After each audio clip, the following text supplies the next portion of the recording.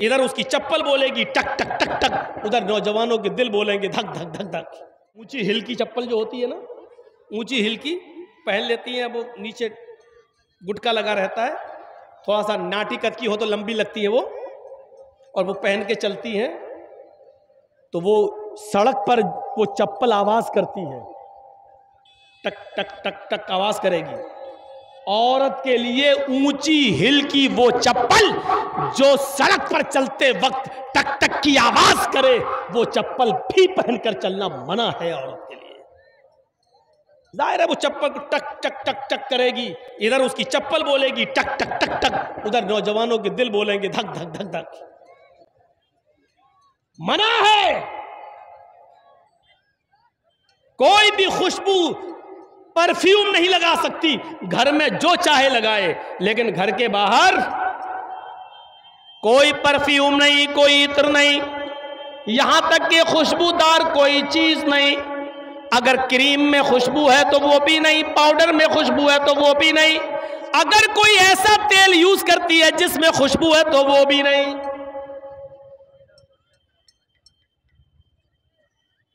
فرمایا کوئی عورت، اور سن لو، کوئی عورت خوشبو لگا کر، عطر لگا کر، میک اپ کر کے گھر سے باہر نکلتی ہے، جب تک وہ گھر نہ آ جائے زانیہ لکھی جاتی ہے۔ سن رہے ہیں؟ جو عورت میک اپ کر کے، جو عورت خوشبو لگا کر، جو عورت کریم پاؤڈر میک اپ سور کر جب گھر سے باہر نکلتی ہے تو اس پر اللہ کی، فرشتوں کی لعنت برستی رہتی ہے، اور جب تک وہ گھر کے باہر رہتی ہے زانیہ اور بدچلن لکھی جاتی ہے۔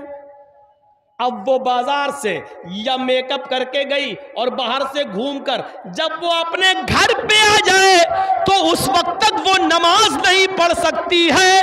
نوٹ کریے، اس وقت تک وہ نماز نہیں پڑھ سکتی ہے جب تک کہ وہ ایسے غسل نہ کر لے، ایسے نہا نہ لے جیسے شوہر سے بیوی ملنے کے بعد، ہم بستر ہونے کے بعد جب بیوی غسل کرتی ہے اور نہا کر پاک ہوتی ہے، جب تک یہ عورت اس طریقے پر غسل نہ کر لے تب تک وہ نہ نماز پڑھ سکتی ہے نہ روزہ رکھ سکتی ہے۔ اب بتائیے ہم اسلام کے اس مشن میں کتنے گھل چکے ہیں؟ بتائیے اسلام کا، ہمارا اور ہماری بیٹیوں کا اسلام کیسا ہے؟ کیا پانی اور رنگ کی طرح ہے؟ کیا ہماری لڑکیاں، ہماری بیویاں کیا اس اسلام کے مزاج میں پوری کی پوری داخل ہیں؟ کون سی لڑکی ہے جو لپسٹک لگا کے نہیں آئی ہے؟ ذرا دیکھو تو۔ اب آپ کہو گے مولانا کہہ رہے دیکھو تو، جملے بہت جلدی پکڑتے ہو۔ اب دیکھنے کا مطلب یہ تھوڑی ہے کہ نقاب ہٹا کے دیکھیں گے، اور دیکھو کا مطلب یہ بھی ہے کہ آپ دیکھو نہ دیکھو، لیکن جب نقاب ہی نہیں ہے تو پھر تو اپنے آپ دکھ جائے گا۔ آج کل نگاہیں نیچی کر کے کون چل رہا ہے؟ نگاہیں نیچی کر کے اگر چلیں گے تو ٹکر اور ہوگی۔ اچھا آپ ایمانداری کے ساتھ بتائیے، جلسہ ہو رہا ہے نا، عورتوں کی آواز آ رہی کہ نہیں آ رہی؟ دیکھ رہے ہیں؟ ہم تھوڑی دیر چپ ہو جائیں تو لیڈیز کی آواز یہاں آ رہی ہے۔ سسٹم صحیح نہیں ہے، ان عورتوں کا انتظام اتنی دور کرنا چاہیے کہ ان کی آواز مردوں تک نہیں آئے۔ اپنے مردوں تک کی تو سن نہیں رہی ہیں، آج مولویوں کی سنیں گی؟ نکال دو یہ ذہن سے۔ ایک مولانا صاحب نے خطبہ کیا تقریر میں جمعے میں، تو جمعے کا نماز پڑھ کے بیچارہ آدمی اپنے گھر گیا اور اپنی بیوی کو گود میں اٹھا کے ڈانس کرنے لگا، گود میں اٹھا کے۔ تو بیوی نے پوچھا واہ آج تو کمال کر دیا، جمعہ پڑھ کے گھر میں آئے گود میں اٹھا لیا، آج بڑا رومانس کر رہے ہو، بڑا پیار کر رہے ہو۔ کیا مولانا صاحب نے محبت پہ خطبہ دیا ہے کیا؟ رومانس پہ خطبہ دیا ہے کیا؟ تو آدمی نے کہا نہیں، محبت اور رومانس پہ خطبہ نہیں دیا، مولانا صاحب نے آج خطبے میں بتایا ہے جو سب سے بڑی مصیبت کو خوشی خوشی اٹھائے گا وہ سیدھے جنت میں جائے گا۔ تو ہم تو مصیبت کو اٹھا رہے ہیں تاکہ جنت میں چلے جائیں۔ آدمی نے یہ جواب دیا۔ عورتیں چپ نہیں ہو سکتی ہیں. جلسہ جب بھی کرائیے تو عورتوں کا انتظام بہت دور کریے. یہ نہیں سنتی ہیں جلسہ. ایک آم کے پیڑ کے نیچے دو عورتیں بہت دیر سے باتیں کر رہی تھی. ایک آم ٹوٹا اور گرا ان کے پاس. تو چونک گئی ہے, یہ آم کیسے ٹوٹ کے گر گیا؟ ایک عورت نے دوسری سے پوچھا یہ آم گرا کیسے؟ دوسری کچھ بتانے والی تھی کہ آم خود بول دیا. آم بولا تم دونوں کی باتیں سن سن کے ہم پک گئے اس لیے گر گئے. اتنی دیر سے تم لوگ بول رہی ہو پک پک دھک دھک کر گئے کہ ہم خود پک گئے اس لیے گر گئے. دو عورتیں چپ نہیں رہ سکتی ہیں. اور آپ کو معلوم ہے کہ جلسے میں 1000 2000 عورتیں آئیں گی, 5000 عورتیں آئیں گی, تو آپ اتنا پاس. آج تو ان کو موقع ملا اپنی سینڈل دکھانے کا, آج تو موقع ملا اپنی ساڑی دکھانے کا, آج تو موقع ملا ان کو اپنا سوٹ دکھانے کا. اتنا اچھا موقع مولانا جرجیز کی تقریر میں وہ گوائیں گی, اتنا اچھا موقع. آج تو بتا رہی ہوں گی اپنے فلاں دکان سے لیا ہے, اس دکان کا ایڈریس دے رہی ہوں گی, تم بھی وہاں سے لے آنا, بہت سستا سامان ملتا ہے. آج تو ان کی عید کا دن ہے. اور اس جلسے میں ایک فائدہ یہ بھی ہے کہ کتنے ہی لڑکوں نے لڑکیاں پسند کر لی ہوں گی کہ ہمیں اس کے گھر رشتہ بھیجنا ہے, اور کتنی لڑکیوں نے لڑکا بھی پسند کر لیا ہوگا کہ پسند ہے, اس کا آئے گا تو ہم. ایک فائدہ یہ بھی ہے, اب وہ نقصان کے ذریعے فائدہ ہوا ہو یا جیسے بھی ہوا ہو, میرے بھائیوں یہ نوٹنکیاں ہو رہی ہیں اسلام کے نام. ورنہ اللہ کے نبی کے زمانے میں اگر عید کا خطبہ اللہ کے نبی مردوں کو دیتے تھے تو عورتوں کے مجمع میں پردے کی اور سے آپ ان کو بھی خطبہ دیتے تھے, اور پردے کے پیچھے سے خطبہ دیتے ہوئے کہتے تھے یا معاشر النساء تصدقن فإنی اریدکن اکثر اہل النار. اے عورتوں زیادہ سے زیادہ صدقہ اور خیرات کرو, اس لیے کہ ہم نے تمہیں جہنم میں سب سے زیادہ جلتے ہوئے دیکھا ہے. عورتیں جہنم میں سب سے زیادہ جلتے ہوئے دیکھی گئی ہیں.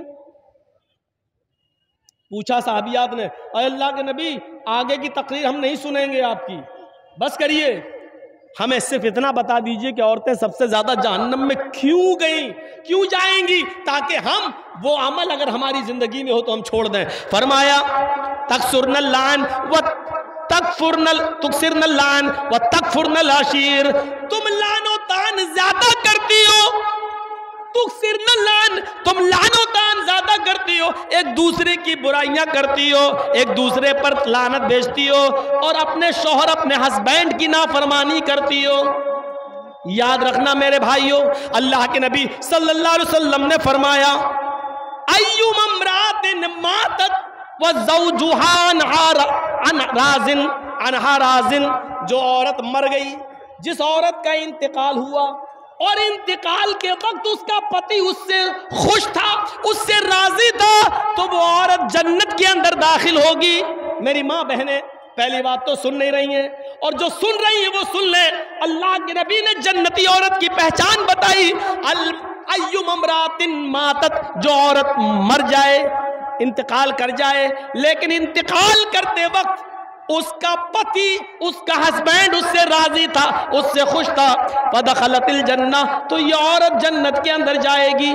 لیکن اس کے الٹے بھی فرمایا کہ جو عورت مر گئی اس حال میں کہ اس کا پتی اس سے راضی نہیں تھا, اس سے خوش نہیں تھا, تو وہ کتنی بڑی نمازی ہو, چاہے تہجد کی نمازی کیوں نہ پڑھتی ہو, وہ جنت کے اندر داخل نہیں ہو سکتی. چاہے کتنی روزے دار ہو, وہ جنت کے اندر نہیں جا سکتی ہے. میرے پیارے ساتھیوں, ہمیں اپنی بیٹیوں کو یہ تعلیم دینا چاہیے تاکہ وہ جب گھر سے جائیں, سسرال میں جائیں, تو وہ اپنے پتی کو عزت کی نظر سے دیکھیں اور ان کو خوش رکھنے کی کوشش کریں. میرے بھائیوں, ہم نے یہ تعلیم نہیں دی ہے, اپنی بیٹیوں کے ہاتھ میں موبائل دے دیا ہے. ہماری بیٹیاں موبائلوں میں ڈرامے دیکھ رہی ہیں, اور جیسے بتایا جا رہا ہے اس طریقے سے آج وہ اپنے پتیوں کے ساتھ اپنی زندگی گزار رہی ہیں. ہم نے مذاق سمجھ رکھا ہے اسلام کو. سنیے اور غور سے سنیے, ہم اپنی بیوی کے ساتھ کھانا کھا رہے ہیں. سن لو, آج مسئلوں پہ آ گئے ہیں اور میرا دماغ اب ادھر پھر گیا ہے, تو اب سنیے آپ. ہم اپنی بیوی کے ساتھ, ایک مثال ہے, آپ بھی سنیے, ہم اپنی بیوی کے ساتھ کھانا کھا رہے ہیں, اور کھانا کھاتے ہی کے دوران ہماری بیوی کی بہن سالی, بیوی کی بہن گھر میں آ جاتی ہے. اور میری بیوی اپنی بہن کو کہہ رہی ہے آؤ آؤ تم بھی کھانا کھا لو، آؤ آؤ کوئی بات نہیں آؤ، اور سالی بھی بیٹھ گئی. سنو، کلیجہ ہے تو سنو، دل اور گردے ہیں تو سنو. اسلام پانی اور رنگ کی طرح اگر ہم اسلام کو اپنے اندر بسانا چاہتے ہیں تو سنو، بیوی کی موجودگی میں بھی، بیوی کی موجودگی میں بھی، بیوی کے سامنے بھی ہم اپنی سالی کے ساتھ بیٹھ کر کھانا نہیں کھا سکتے ہیں. میری سالی بھی میرے ساتھ بیٹھ کر میری بیوی کی موجودگی میں بھی میرے ساتھ کھانا نہیں کھا سکتی ہے. اسلام ہماری بیوی کی بہن کو، ہماری سالی کو بھی بیوی کی موجودگی میں بھی بہنوئی کے ساتھ کھانا کھانے کی اجازت نہیں دیتا ہے. اپنی سالیوں کو اسکول پہنچانے والوں، اپنے گاؤں سے کشن گنج اور سلی گڑی تک لے جانے والوں، اپنی بائک پر بٹھا کے گھمانے والوں، کان کے پردے کھول کر سن لو، تمہاری سالی کا باپ یعنی تمہارا سسر بھی اگر تمہیں اجازت دے رہا ہو اور بیوی بھی کہہ رہی ہو جاؤ میری بہن کو اسکول چھوڑاؤ، جاؤ میری بہن کو ہاسپٹل لے کر اس کو ڈاکٹر کے پاس اس کا علاج کرایا ہو، سلی گڑی لے جاؤ، بیوی کی پرمیشن کے باوجود، باپ کی سسر کی اجازت کے باوجود بہنوئی کے لیے جائز نہیں ہے کہ وہ اپنی سالی کو اکیلے تنہ تنہا اپنی بائک یا 4 ویلر پر سلی گڑی لے جائے، کشن گنج لے جائے. یہ حرام ہے اس کے لیے. کلیجہ تھام کے بیٹھو اور دیکھو ہمارے معاشرے کے اندر یہ برائی پائی جا رہی کہ نہیں پائی جا رہی ہے، پائی جا رہی کہ نہیں پائی جا رہی ہے. جب بیوی کی اجازت اور سسر کی اجازت کے بعد بھی جائز نہیں ہے تو بنا اجازت گھمانا یہ کیسے جائز ہو جائے گا؟ بہت آسان ہے کہہ لینا کہ سالی آدھی گھر والی ہے. تیرے باپ کا فتویٰ ہوگا، یہ تیرے باپ کا سسٹم ہوگا، یہ تیری بہن بھی کسی کی سالی ہوگی وہ بھی اس کی آدھی گھر والی ہوگی. اس کو اس نظریے سے دیکھنے کی کوشش کرو. اسلام کے اندر سالی کو بھی بہنوئی سے پردہ کرنا پڑے گا، اس لیے کہ بیوی کے انتقال کے بعد یا بیوی کی طلاق کے بعد سالی کے ساتھ نکاح جائز ہو جاتا ہے، اور جس کے ساتھ نکاح جائز ہو اس سے پردہ ضروری ہے. جہاں یہ مسئلہ سالی کے ساتھ ہے وہیں یہ مسئلہ بھابھی کے اوپر بھی لاگو ہوتا ہے. سن لو، ہماری بھابھی اپنے شوہر کے ساتھ کھانا کھا رہی ہے، یا جرجیت صاحب کھانا کھا رہے ہیں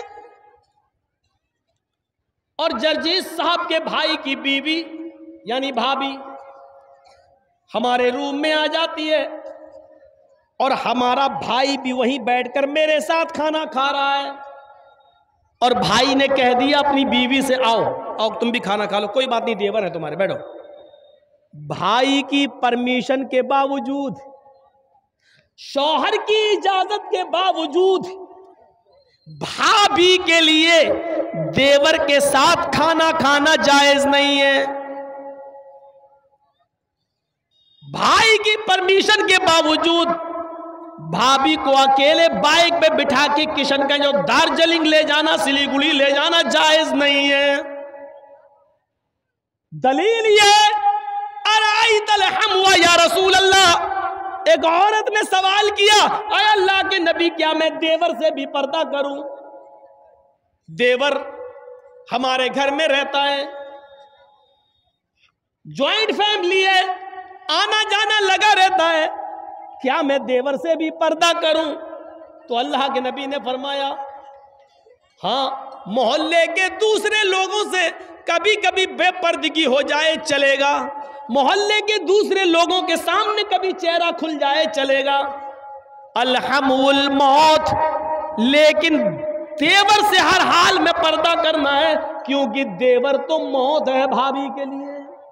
یہ زبان ہماری نہیں ہے، ہماری زبان ضرور ہے لیکن الفاظ محمد رسول اللہ کے ہیں۔ حدیث جناب محمد رسول اللہ صلی اللہ علیہ وسلم کی ہے، الحم الموت، دیور بھابھی کے لیے موت ہے۔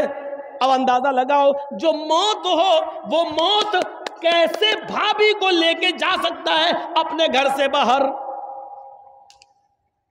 صاحب میرے بھائی نے اجازت دے دی، یہاں بھائی کی اجازت نہیں چلے گی، یہاں شریعت کا حکم چلے گا، شریعت کا حکم۔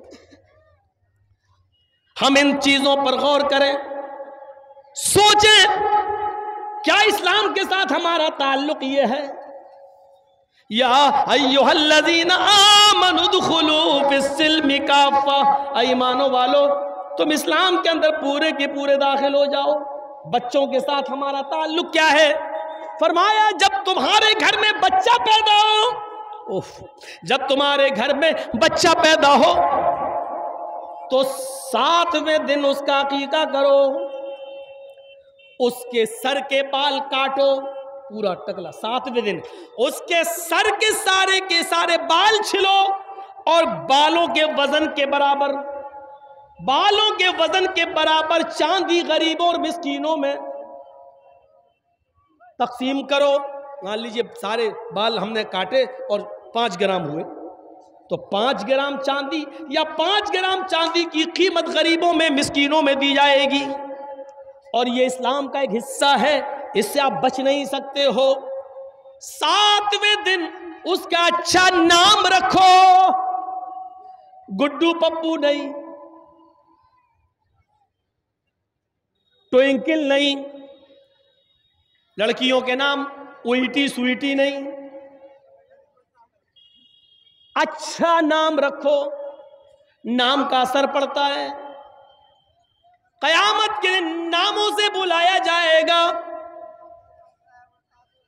اچھا نام رکھو جس کا معنی اچھا ہو۔ جب 7واں دن ہو جائے تو اس کا عقیقہ کرو، اور مسئلہ یاد رکھنا، عقیقہ صرف 7ویں ہی دن ہے، 14ویں دن کی دلیل نہیں ہے، 21ویں دن کی دلیل صحیح نہیں ہے کہ 7ویں دن طاقت نہ ہو تو 14ویں دن کر لو، 14ویں دن نہ ہو تو 21ویں دن کر لو، نہیں، عقیقہ صرف 7ویں دن ہے، اور 7ویں دن کسی مجبوری کی وجہ سے اگر آپ نہیں کر سکے تو جب تمہیں موقع ملے، جب تمہارے پاس مجبوری ختم ہو جائے اس وقت کر لو۔ 7ویں دن نہیں کیا اور 8ویں دن مجبوری ختم ہو گئی تو 8ویں دن کر لو، 9ویں دن مجبوری ختم ہو گئی تو 9ویں دن کر لو۔ اب یہ نہیں کہ 7ویں دن نہیں کیا تب 14ویں دن کر لیں گے، نہیں، 14ویں دن کا انتظار نہیں کیا جائے گا، 14ویں دن بھی مجبوری رہی، 21ویں دن بھی رہی، تو جب تمہاری مجبوری ختم ہو جائے تب کر لو۔ اور جب تک اس بچے کا عقیقہ کر نہیں لیا جائے گا اس بچے کی دعا باپ کے حق میں قبول نہیں ہوگی۔ سمجھ رہے ہیں نا؟ رہن ہے، رہن، بچہ گروی ہے، چاہے کتنی وہ بچہ دعا کرے باپ کے حق میں پھر قبول نہیں ہوگی، اگر عمدن قصدن جان بوجھ کر استطاعت کے باوجود آپ نے اس کا عقیقہ نہیں کیا تو یہ باپ کے اوپر ایک قرض ہے جب تک وہ اس کو ادا نہیں کرے گا۔ ہاں بچہ 20 سال کا ہو گیا، اب مجبوری ختم ہوئی ہے تو اب کر دو۔ باپ 20 سال تک اپنے بچے کا عقیقہ نہیں کر سکا مجبوری کی وجہ سے اور انتقال ہو گیا، تو بچہ خود کمانے لگے تو وہ اپنا عقیقہ خود بھی کر سکتا ہے، لیکن کرنا ہے اگر استطاعت ہو جائے تو کرو، کرنا ہے۔ یاد رکھیے 7ویں دن عقیقہ کرے گا، جب بچہ پیدا ہو تو 7ویں دن عقیقہ کرو، 7ویں دن اس کا اچھا نام رکھو، اس کے سر کے سارے بال چھیل کر بالوں کے وزن کے برابر چاندی یا اس چاندی کی قیمت غریبوں اور مسکینوں میں تقسیم کرو۔ لڑکا ہے تو 2 جانور اور لڑکی ہے تو ایک گائے نہیں چلے گی، بھینس نہیں چلے گی، اونٹ نہیں چلے گا، بڑے جانوروں میں عقیقہ نہیں ہوگا، عقیقے کے لیے بھیڑ بکری چاہیے، دبا، انہی جانوروں میں عقیقہ ہوگا۔ لڑکا ہے تو 2 اور لڑکی ہے تو 1۔ ہاں اگر آپ کے پاس مجبوری ہے اور لڑکا پیدا ہوا ہے لیکن 2 جانور کی قیمت نہیں ہے، 2 جانور کی استطاعت نہیں ہے، 1 جانور آپ کر سکتے ہیں۔ اگر استطاعت نہیں ہے تو 1 جانور بھی کیا جا سکتا ہے۔ اسلام میں آسانی ہے، سختی نہیں ہے۔ اگر 2 لڑکا ہے اور ہم غریب ہیں، 2 جانوروں کی قیمت نہیں ہے میرے پاس لیکن 1 کی استطاعت ہے، تو یہاں اجازت ہے شریعت کی طرف سے، تو تم 1 ہی کر دو، کیونکہ اللہ رب العالمین کسی پر اس کی بوجھ سے زیادہ، اس کی حیثیت سے زیادہ اس پر بوجھ نہیں ڈالتا ہے۔ لڑکی ہے تو 1 ہے ہی۔ میرے بھائیوں، پھر حکم ہوتا ہے جب تمہارا بچہ زبان چلانے لگے، کچھ تھوڑا تھوڑا بولنے لگے، تو سب سے پہلے اس کی زبان سے اللہ اللہ نکلواؤ۔ 6-7 مہینے کے بعد بچے تھوڑا تھوڑا بولنے لگتے ہیں، تو اس کی زبان سے اللہ اللہ اللہ نکلواؤ۔ اور جب بچے کی زبان تھوڑی صحیح ہو جائے تو اس کو لا الہ الا اللہ سکھاؤ، اس کو لا الہ الا اللہ سکھاؤ۔ ہم کیا سکھا رہے ہیں؟ 4 سال کا ہو گیا، happy birthday to you. کتنا گدھا ہے یہ باپ، اور میں گدھا کہہ دیا ہوں۔ جس کو برا لگتا رہے، جس کو مرچی لگ رہی لگتی رہے۔ اب بتائیے، گدھے میں عقل نہیں ہوتی ہے؟ گدھے میں عقل ہوتی ہے کہیں؟ ہارن بجاؤ تو گدھا وہیں آئے گا جہاں گاڑی گھوم رہی ہے، ٹی ٹی اور آئے گا گاڑی کے پاس، اس میں عقل نہیں ہے۔ یہ بتاؤ، آپ کا بچہ 5 سال کا ہو گیا، آپ اس کا برتھ ڈے بنا رہے، happy birthday to you. تیرا بچہ اللہ کی طرف سے 80 سال کی عمر لے کے آیا تھا، 5 سال اس کی کم ہو گئی ہے، اب اس کی عمر 75 سال رہ گئی ہے اور تو خوش ہو رہا ہے۔ وہ اپنی زندگی کے 5 سال کم کر چکا اور تو خوش ہو رہا ہے۔ اگلے سال وہ 6 سال کا ہو گیا، پھر تو کیک کاٹ رہا۔ وہ 1 سال اپنی زندگی کا اور کم کر چکا، تو کیک کاٹ رہا، خوشیاں منا رہا ہے۔ اس سے بڑا بے وقوف اور اس سے بڑا گدھا باپ کون ہوگا جو اپنے بچے کے جنم دن پر کیک کاٹ رہا ہے، 1 سال اس کی زندگی کا کم ہو رہا ہے اور یہ خوشیاں منا رہا ہے۔ میں سمجھتا ہوں اس سے بڑا گدھا کوئی باپ ہو ہی نہیں سکتا۔ اتنا برا لگ رہا ہوگا جنہوں نے ہیپی برتھ ڈے، اب ہے تو ہے، ہم کیا کریں؟ قرآن نے بھی مثالیں دی ہیں جانوروں کی، اولئک کالانعام بل ہم اضل، یہ لوگ چوپایوں کی طرح بلکہ ان سے بھی زیادہ گئے گزرے۔ قرآن نے مثال دی ہے، ہم کیا کریں؟ الدنیا جیفت المیت، یہ دنیا مری ہوئی لاش ہے، وطالبها کلاب، اور اس دنیا کے پیچھے گھومنے والے، اس دنیا کی دولت میں مگن رہنے والے، اس دنیا کو طلب کرنے والے اور اس دنیا کو چاہنے والے کتے ہیں۔ طالبها کلاب، اللہ کے نبی کہہ رہے ہیں اس دنیا کو چاہنے والے کتے ہیں، کتے۔ اب ہم کیا کریں؟ اللہ کے نبی کہہ رہے ہیں، ہم کیا کریں؟ عقل جس کے اندر نہیں ہوتی ہے وہ جانور گدھا ہے۔ اب گدھے والا کام ہم کر رہے ہیں۔ بہت سے گدھے تو اتنے بڑے پڑے ہیں کہ 85 سال کی عمر میں بھی اپنا برتھ ڈے بنا رہے ہیں، 1-2 سال کے اور رہ گئے مرنے والے، پھر بھی لمبی عمر کی کامنا کر رہے ہیں۔ اسی لیے فرمایا کہ جب تمہارا بچہ زبان صحیح کر لے، بولنے لگے، تو لا الہ الا اللہ سکھلاؤ۔ جیسے جیسے اس کی عمر بڑھ رہی ہے، عمل بھی ایسے ایسے بتاؤ کہ وہ جنت کے قریب بھی ہوتا جائے، جہنم کے قریب نہ ہو، جنت کے قریب جائے۔ اب حکم ہوتا ہے لا الہ الا اللہ سکھاؤ۔ اب حکم ہوتا ہے جب تمہارا بیٹا 7 سال کا ہو تو اس کو وضو کرنا سکھلاؤ، نماز پڑھنا سکھلاؤ، اپنے ساتھ اس کو انگلی پکڑ کے مسجد میں لے جاؤ، اس کو نماز کی عادت ڈلواؤ۔ کبھی پڑھے گا کبھی چھوڑے گا، کبھی پڑھے گا کبھی چھوڑے گا۔ کوئی بات نہیں، سختی بہت زیادہ نہیں کرنا ہے، لیکن لے کے جانا ہے، عادت ڈلوانا ہے۔ اب 3 سال تک یہ عادت ڈلواؤ، جب اس کی عمر 10 سال کی ہو جائے تو اب سختی کرو گے۔ جب وہ 10 سال کا ہو اور نماز نہ پڑھے تو پیٹ پیٹ کر، مار مار کر اس کو مسجد میں لے جاؤ۔ 10 سال کے بعد پھر نماز معاف نہیں ہے، 10 سال کا ہو جائے تو اس کو مسجد کی طرف لے جاؤ، اس کو مارو۔ 10 سال کا بیٹا نماز نہ پڑھے تو باپ مارے، 40 سال کا باپ نماز نہ پڑھے تو کون مارے؟ دادا تو مر گیا بیچارہ، وہ تو اس دنیا میں نہ رہا۔ یاد رکھو، جو 40 سال کی عمر میں باپ نماز نہیں پڑھ رہا ہے تو اس کا 10 سال کا بیٹا کیسے نماز پڑھے گا؟ یہ اولاد کے ساتھ ہمارا اسلام کے ساتھ کنیکشن کیسا ہے؟ کیا پانی اور رنگ کی طرح ہے یا پانی اور پتھر کی طرح ہے؟ ذرا تصور کریں، یہ اولاد کے بارے میں حکم دیا ہے، ہم ایسا کر رہے ہیں۔ 10 سال کے بعد ایک صحابیہ تھی، مسند احمد کی حدیث ہے، ایک صحابیہ تھی، ان کے گھر میں بچہ پیدا ہوا۔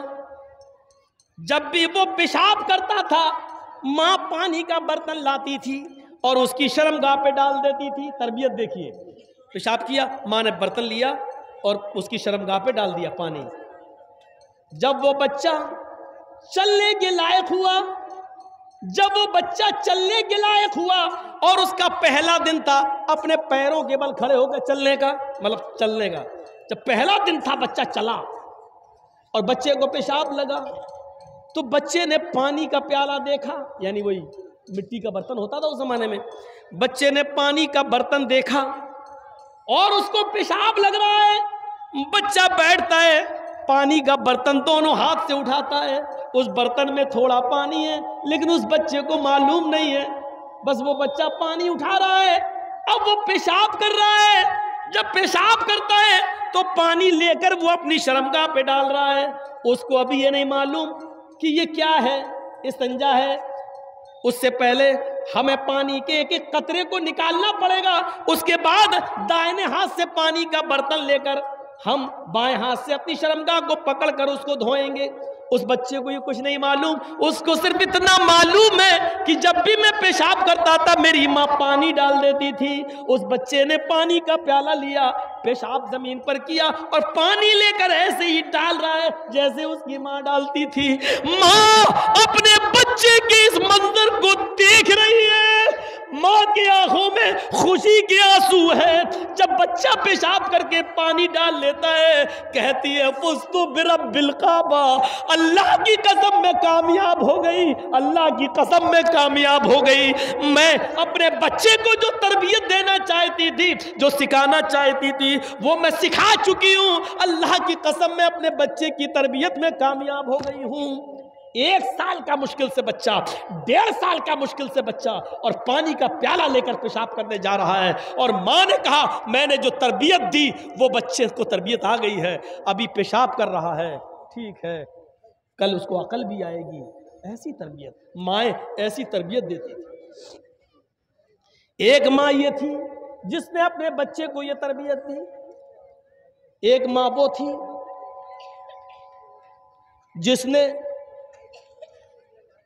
اپنے بچے کو ڈاکو بنا دیا۔ سلطان ڈاکو کا نام سنا ہوگا آپ نے، بہت بڑا کرمنل، گنڈا، پکڑا گیا، مقدمہ چلا اور اس کو پھانسی کی سزا سنا دی گئی۔ جب پھانسی کے تختے پہ لے جایا گیا تو پوچھا گیا سلطان ڈاکو سے بتاؤ تمہاری آخری تمنا کیا ہے؟ اس نے کہا کہ میرے سامنے میری ماں کو لا کر کھڑا کر دیا جائے اور میری پھانسی میری ماں کی آنکھوں کے سامنے دی جائے۔ اس کی ماں کو لایا گیا، ماں روتے ہوئے آئی۔ سلطان ڈاکو اپنی ماں سے کہتا ماں کیوں رو رہی ہو، کیوں رو رہی ہو، یہ تو ہونا ہی تھا۔ آج میں پھانسی کے پھندے پر، پھانسی کے تختے پر تمہاری وجہ سے لٹک رہا ہوں، تم مجھے مار رہی ہو۔ پولیس والوں نے اس وقت حیرت سے پوچھا تمہاری ماں نے کیا کیا، وہ تو رو رہی بیچاری۔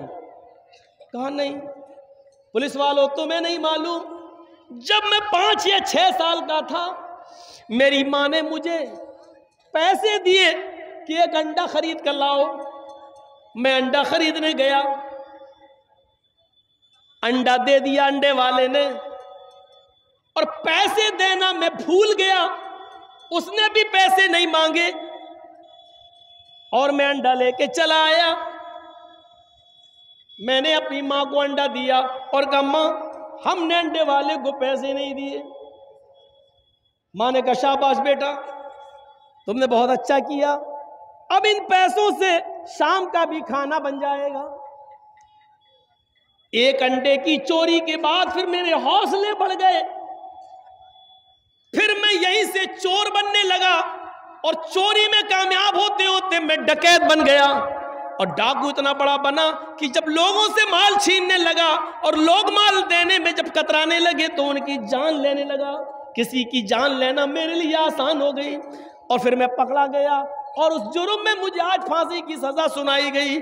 اگر میری ماں نے 6 سال کی عمر میں جب میں نے پہلے انڈے کی چوری کی اور اس دکاندار کو پیسہ نہیں دیا, اگر میں نے انڈا اپنی ماں کو دیتے وقت اس کے بارے میں بتایا ہوتا کہ یہ چوری کا انڈا ہے, اور اسی وقت ماں نے ایک تھپڑ میرے گال پہ مارا ہوتا یا میری پیٹھ پر مارا ہوتا اور میری انگلی پکڑ کر لے کر یہ پیسے اس دکان والے کو دیے ہوتے یا انڈا واپس کر دیا ہوتا, تو آج میں اتنا بڑا چور اور اتنا بڑا ڈاکو نہیں بنتا. اس کی ذمہ دار میری ماں ہے.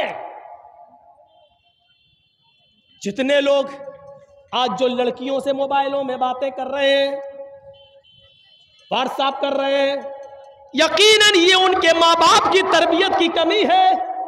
اگر ان کے باپ نے اور ان کی ماں نے اگر تربیت دی ہوتی تو جن لڑکیوں سے وہ بات کر رہے ہیں وہ ان کو اپنی بہن اور اپنی بیٹی سمجھ رہے ہوتے, اپنی بہن سمجھ رہے ہوتے, آج ان سے اشلیل باتیں نہیں کر رہے ہوتے, آج واٹس ایپ پہ گفتگو نہیں کر رہے ہوتے, آج موبائل پر گفتگو نہیں کر رہے ہوتے, آج 1-1 اور 2-2 گھنٹے ان سے باتیں نہیں کر رہے ہوتے.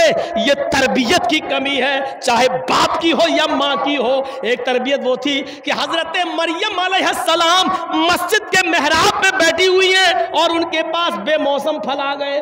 موسمی کا موسم نہیں موسمی آئی, گاجر کا موسم نہیں گاجر آئی ہے, میرے بھائیو تربوز کا موسم نہیں تربوز رکھا ہوا ہے, آم کا موسم نہیں لیکن آم رکھا ہوا ہے. حضرت زکریا جب مسجد کے محراب میں داخل ہوئے, جب دیکھا کہ مریم کے پاس یہ پھل آ گئے ہیں, اس کا تو موسم ہی نہیں ہے, سیزن ہی نہیں ہے ان پھل کا, پھر یہ پھل کہاں سے آئے؟ تو حضرت زکریا نے سب سے پہلا سوال یہ کیا مریم سے, انا لک ھذا, اے مریم پہلا یہ بتا کہ یہ پھل کہاں سے آئے. سیب کا موسم نہیں سیب کہاں سے آیا, انار کا موسم نہیں انار کہاں سے آیا, آم کا موسم نہیں آم کہاں سے آیا. پڑھیے سورہ مریم, قرآن کہتا ہے انا لک ھذا, یہ تیرے پاس کہاں سے آیا. اس کا جواب دے. اللہ والی تھی, نیک تھی, ارے جس نے بغیر شوہر کے بیٹا پیدا کیا عیسیٰ کو, اور اللہ نے اس کی پاک دامنی کا اعلان کیا, اللہ نے اس کی پاک دامنی کا ثبوت دیا, وہ بدچلن کیسے ہو سکتی تھی. لیکن زکریا کلاس لے رہے ہیں, بتا یہ پھل کہاں سے آیا. اور مریم کہتی ہیں شک مت کیجئے, ڈاؤٹ مت کیجئے, میرے بارے میں کوئی غلط خیال پیدا مت کیجئے. قالت ہوا من عند اللہ, یہ ساری نعمتیں مجھے اللہ کی طرف سے مل رہی ہیں. اے زکریا, مجھے پالنے پوسنے والے, میری پرورش کرنے والے, مجھے اچھی تربیت دینے والے, میری رگوں میں آپ ہی کا خون ہے, اس لیے میں آپ کو بتانا چاہتی ہوں یہ کوئی لڑکے نے لا کے نہیں دیا, میرا کسی لڑکے سے کوئی تعلق نہیں ہے, کنیکشن نہیں ہے, یہ نعمتیں مجھے اللہ کے پاس سے مل رہی ہیں. آپ باپ ہیں, آپ اپنی بیٹیوں سے پوچھئے یہ موبائل تیرے پاس کہاں سے آیا, یہ تو 12-13-15 ہزار کا موبائل ہے, ہم نے تو تمہیں لے کے نہیں دیا, یہ تمہارے پاس کہاں سے آیا. 500-600 روپے کا ریچارج تمہارے موبائل میں 1.5-2 GB تمہیں روز مل رہی ہے, یہ پیسہ تمہارے پاس کہاں سے آیا ہے. ہم تمہیں موبائل میں 2 ہی نمبر تھے تمہارے پاس, ایک ماں کا ایک باپ کا یا ایک بھائی کا, ابھی یہ تیسرا نمبر, اس نمبر سے جو کال آئی ہے یہ کہاں سے آئی ہے. یہ سارے سوال آج باپ نے اپنی بیٹی سے پوچھنا چھوڑ دیا، اس لیے بیٹیاں بھی آوارہ گایوں کی طرح ہو چکی ہیں، آوارہ جانوروں کی طرح ہو چکی ہیں۔ آج ہم نے تربیت دینا چھوڑ دیا ہے۔ سنیے، جب تربیت نہیں ہوگی تو یہی حال ہوگا۔ آج ہم نے اپنی بیٹیوں کو اور اپنی اولاد کو تربیت نہیں دی ہے۔ شیخ عبد القادر جیلانی بغدادی رحمت اللہ علیہ جو بڑے پیر صاحب کے نام سے مشہور ہو گئے، وہ عبد القادر جیلانی رحمت اللہ علیہ 12 سال کی عمر میں قافلے کے ساتھ جا رہے تھے۔ ان کی ماں نے 12 سال کی عمر میں ان کے کرتے کے استر میں 40 اشرفی سل دی تھی اور سلتے وقت چھپا دیا تھا اور کہا تھا بیٹا دیکھو یہ 40 اشرفیاں ہیں، لیکن حالات چاہے کتنے خراب ہو جائے بیٹے تم جھوٹ کبھی مت بولنا، تم جھوٹ کبھی مت بولنا۔ ماں اپنے 12 سال کے بچے کو قافلے کے حوالے کر رہی ہے، لیکن نصیحت یہ کر رہی ہے بیٹے حالات کتنے بھی خراب ہو تم جھوٹ کبھی مت بولنا۔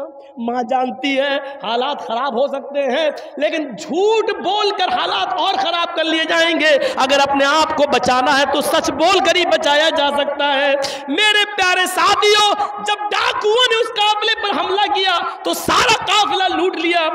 ڈاکوؤں کا ایک آدمی جب عبد القادر کے پاس آیا کہنے لگا اے لڑکے تیرے پاس بھی کچھ ہے؟ اس نے کہا ہاں۔ بول کیا ہے؟ 40 اشرفی ہیں۔ 40 کہاں ہیں؟ کہیں تو دکھنے نہیں۔ کہا یہ ہیں۔ استر سل ادھیڑا 40 اشرفی ملی۔ کہا بیٹے یہ تو چھپی ہوئی تھی، تم اگر منع کر دیتے تو میں یہاں تک پہنچ ہی نہیں پاتا، تم نے بتا کیسے دی؟ کہا کہ چلتے وقت میری ماں نے مجھے نصیحت کی تھی کہ حالات چاہے کتنے خراب ہوں جھوٹ کبھی مت بولنا۔ اتنی سی بات کا اس ڈاکو پر یہ اثر ہوا، چیخ پڑا اے ڈاکوؤ ادھر آؤ۔ اس بچے نے اپنی ماں کی اتنی بات مانی ہے کہ اس حال میں بھی وہ جھوٹ نہیں بولا اور 40 اشرفیاں مجھے دے دی۔ میری تو پوری زندگی چوری میں گزر گئی ہے، لٹیری پن میں گزر گئی ہے، ڈکیتی میں گزر گئی ہے۔ یہ بچہ اپنی ماں کی نافرمانی نہیں کر سکا، ہم اپنے رب کی نافرمانی کر رہے ہیں۔ ہم اپنے رب کو کیا منہ دکھائیں گے؟ ہم اپنے رب کو کیا جواب دیں گے؟ سارے قافلے کا لوٹا ہوا مال واپس کر دیا اور ان ڈاکوؤں نے سب نے سچی توبہ کر لی۔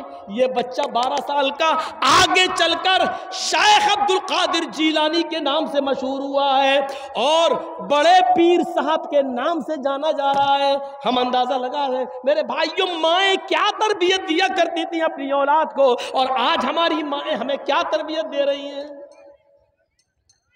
آج ہمارا 4 سال کا بچہ پینٹ کی چین کھولتا ہے، ماں کھولتی ہے کہتی بیٹا یہاں کھڑے ہو کے پیشاب کر لے۔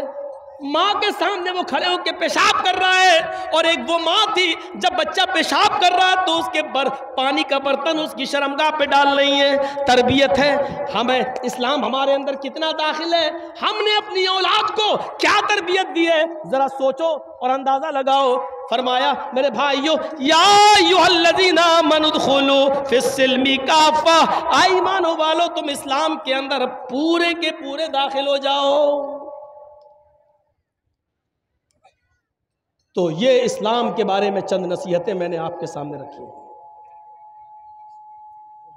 اسلام کے تعلق سے چند نصیحتیں، اور اس امید کے ساتھ کہ انشاءاللہ اسلام کا پورا اسلام ہم اپنے اندر داخل کریں گے، پانی اور رنگ کی طرح، پانی اور پتھر کی طرح نہیں کہ جب چاہو پتھر کو نکال کے پھینک دو۔